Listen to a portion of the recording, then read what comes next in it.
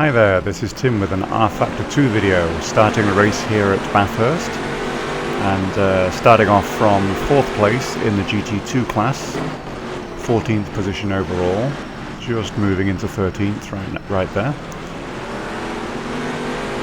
As you can see on the top left, the GT1 cars are just streaming ahead, so my objective for this race here was to try to not be lapped by a GT1 car and try to win my GT2 class.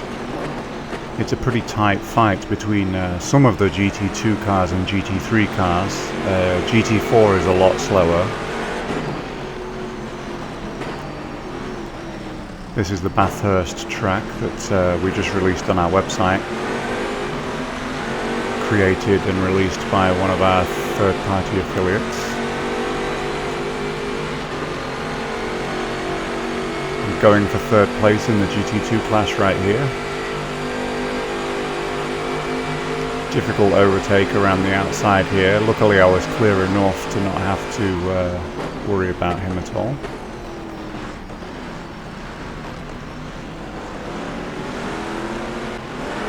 Skipping forward a little bit now.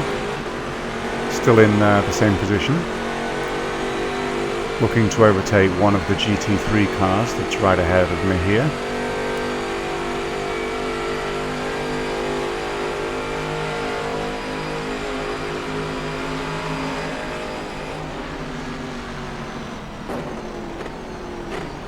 And before I go any further, I may as well point out that these are computer-controlled opponents. These aren't other human players. But you'll notice they're pretty intelligent here, such as this guy's blocking the inside of this turn, forcing me to try to overtake on the outside. Ran a little bit wide, but still got a better exit than he had. And that allows me to get a little bit ahead there, but he's on the inside for the next turn, so I do a crossover move there. Did make a little bit of contact, but I think I got a better exit from that turn, so by the next right-hander I should be clear of him, and I'm now up into 11th place overall. Obviously that doesn't move me up in the GT2 class.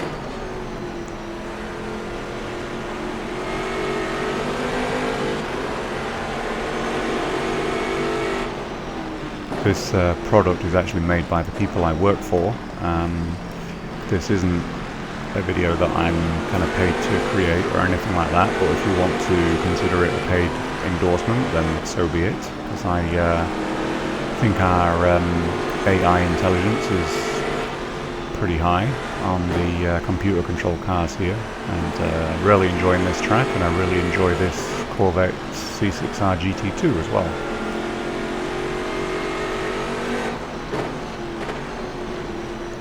I've actually accelerated the lighting in this video, so in terms of the lighting, 2 minutes of video time is equal to 1 hour of light changes. So you'll notice that the shadows are getting a lot longer, and each time I actually skip forward, it's basically going to get darker and darker.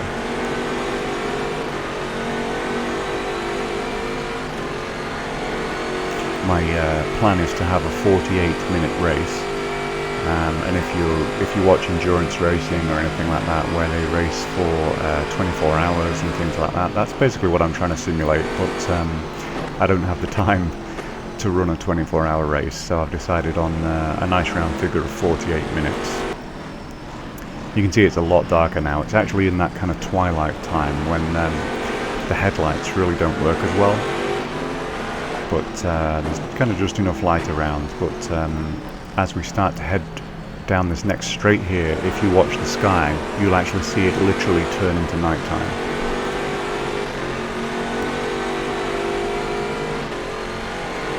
And there we go, now it's nighttime, and you can see the headlights are much more effective now. Just moved into 2nd place in the GT2 class, that's 9th overall. So I'm doing pretty well for my goal, which is to win the GT2 class and not get lapped by a GT1 car. Going for the inside here, and he was a little bit too late blocking me, so pretty clean pass there. So this is the middle of the night, as you can see, very, very dark. You can actually see some headlights though up ahead. I'd actually run by myself for a really long time because I was in that gap between the GT2 cars and the GT1 cars. And thankfully there's now some GT4 cars that I'm coming up to lap that give me some entertainment, because it was pretty lonely out there for a long time. And you can see how effective the headlights are and things like that. One of the things that is kind of annoying, but obviously fairly realistic, is that there's some glare on the inside of the windscreen when you have a car behind you that's lighting up your windscreen. So you obviously have to deal with that visibility issue.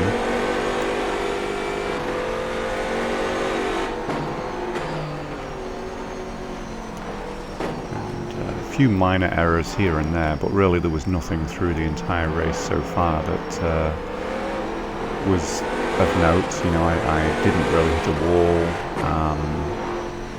anything like that.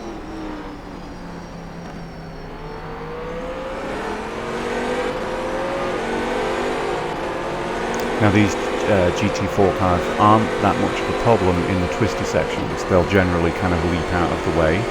On these straights here, it's a big concern because you're going so much faster than them. So I just flashed my lights there, which, you know, it's something that I like to be in the habit for when I'm ever racing humans, is that, you know, they'll see that and know to leap out of the way.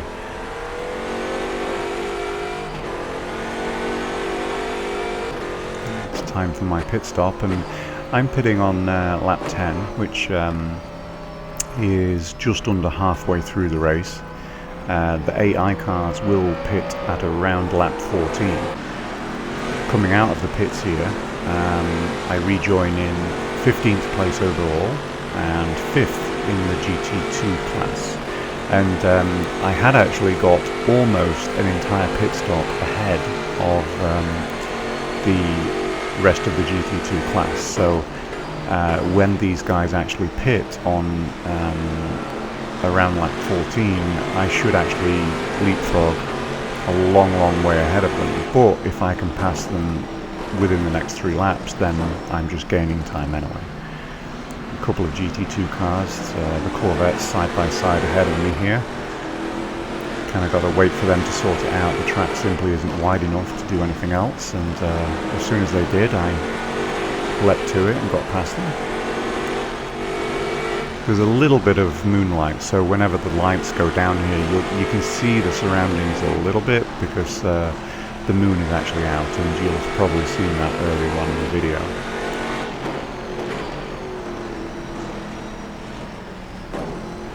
This section's actually pretty difficult. Very, very easy to make a mistake, but skipping ahead now to lap 12. Closed in on the guy that's ahead of me, and he did try to block there. A little bit of contact door to door there, but no harm done. And skipping ahead now. We're still running 3rd in the GT2 class and 12th position overall. We're coming up on some GT4 cars, the very, very slow ones here, and I think that I'm going to be able to box this guy in on the right hand side here.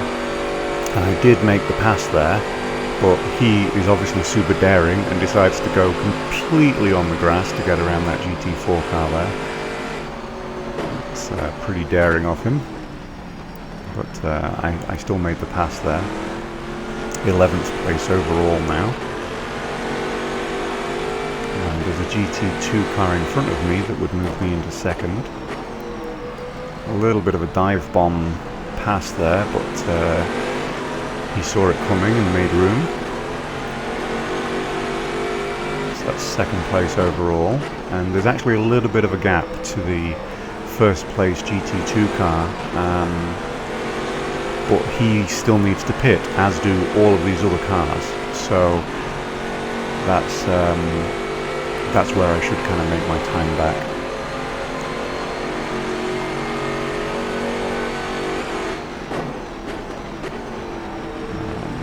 A little bit of confusion up ahead, a few slow cars. I managed to pass a GT3 car there who almost spins me out. Just got to be so careful in traffic, and this is part of, you know, real sports car racing where they have mixed classes too. They probably, you know, they don't run cars as slow as these GT4s, but I find it a pretty good test of our AI to have them in. And that's when I moved into first place in the GT2 category. I went past the pit lane there, and that's what moved me up. And you can see the sun is actually rising. The left-hand side, the horizon is actually orange, and now I've skipped forward to 8 AM and it's actually fully up in the air now. Guy in front spins out. It's a GT4 car, obviously. There's actually no more passing for me all the way until the end of the race now. There's just a few little bits of action that I've kept in the video, as my only objective left, obviously, is to stay ahead of the GT1s and not be lapped by them.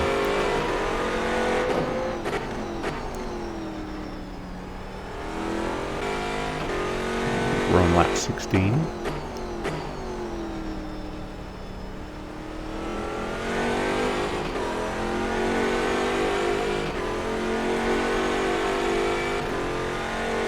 Really do enjoy this track quite a bit. It's very quickly become one of my favourites in our software.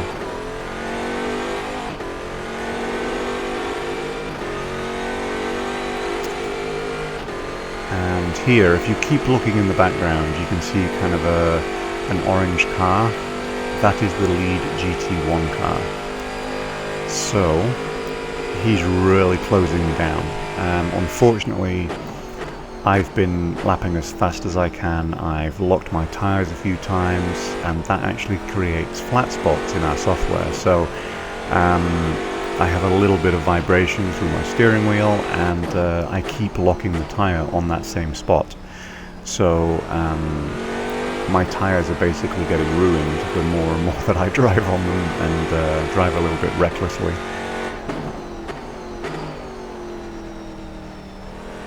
So he's really closing me down, and the time is also closing down as well. This is getting very close to being maybe the last lap, maybe one more after this. So I'm just driving as fast as I can, trying not to make mistakes.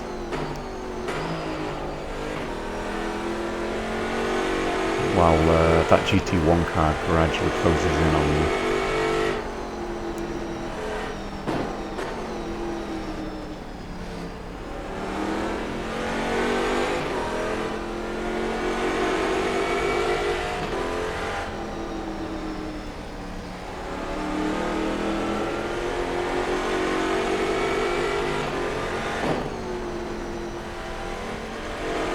Having to go a little bit steady because, like I said, the tyres are pretty worn.